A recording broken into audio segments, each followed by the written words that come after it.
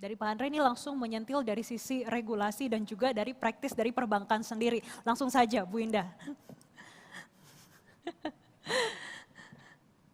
Baik, terima kasih Mbak Jessica ya. Jadi ini kalau tadi Pak Andre compulsory ya Pak ya.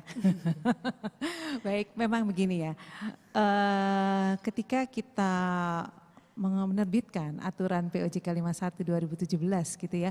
Memang benar sih kalau dibacakan mengenai konsekuensi atau sanksinya memang ya oke ya masih mild lah ya gitu ya seperti itu ya. Karena memang tujuannya yang penting awareness dulu gitu ya dan juga pembentukan kerangka regulasinya dulu. Jadi seperti itu kemudian disusul dengan penerbitan berbagai ketentuannya POJK ya. Nah ini mengenai compulsory gitu ya. Kita akan mungkin saya bisa informasikan bahwa kita ingin melihat dulu sampai sejauh mana tingkat ya kedewasaan gitu, sustainability awareness ya dari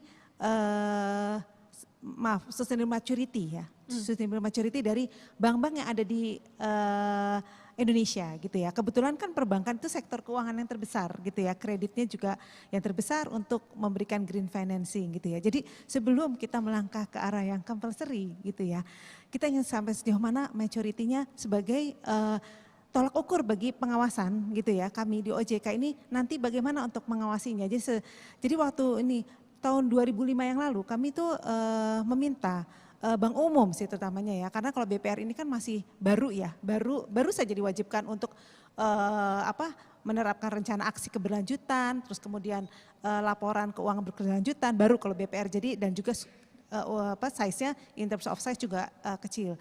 Nah untuk Bank Umum kita tuh sudah ada self assessment gitu ya, namanya Banking Sustainable Maturity. Kalau kita lihat memang levelnya gitu ya masih moderate gitu ya. Moderate juga bervariasi nih kalau kita lihat dari size banknya ya. Size banknya kan kita ada KBMI ya, KBMI 1, 2, 3 dan kemudian jenis kepemilikannya gitu.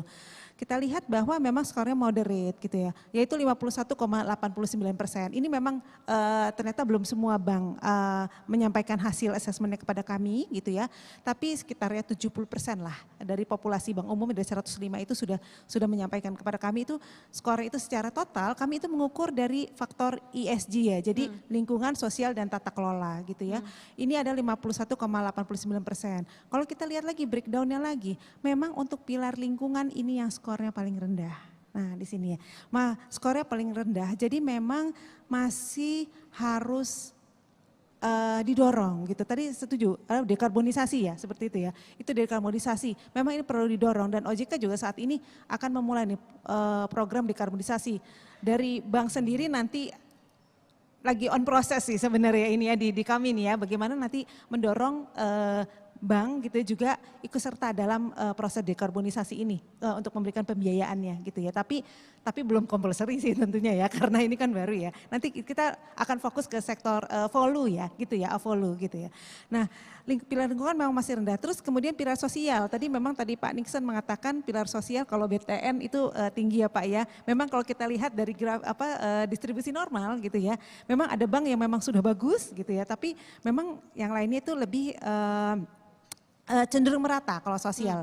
Ini kelihatannya dari hasil asesmen kami memang secara internal gitu ya, untuk sektor aspek sosial itu memang sudah menyadari sih untuk kegiatan internalnya, tapi untuk ke eksternalnya itu dampak kepada debitur itu memang masih perlu diperbaiki. Kemudian untuk pilar tata kelolanya ini memang cenderung lebih baik ya, lebih baik karena mungkin kalau untuk tata kelola bank-bank itu sudah terbiasa gitu ya dari segi tata kelola.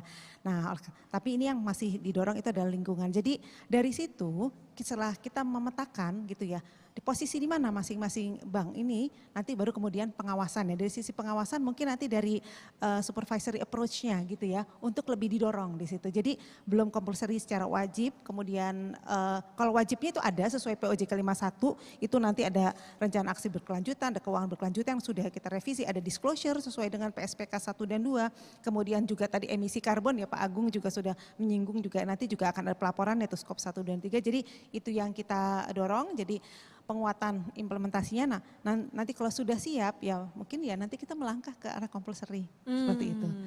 Ya, Jelajahi cara baru mendapatkan informasi. Download Metro TV Extend sekarang.